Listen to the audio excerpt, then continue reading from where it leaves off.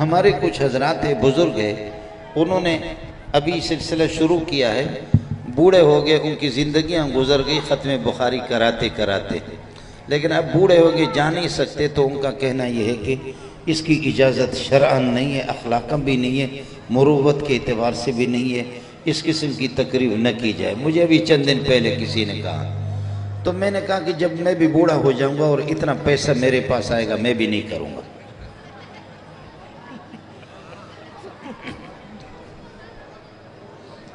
وہ کہا کہ یہ بدعت ہے۔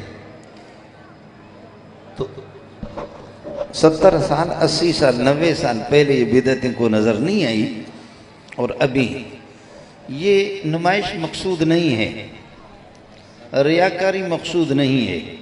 ہماری کچھ مجبوریاں ہوتی ہیں، خاص طور پر پٹھان اور بلوچوں کو سمجھانا وہ جبریل کی بس کی بات بھی نہیں ہے کہ وہ ان کو سمجھا سکے۔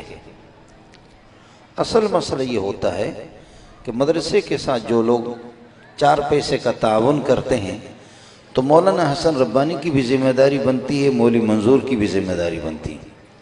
ان میں سے جو اردو طبقہ ہے ان کو آپ سمجھیں۔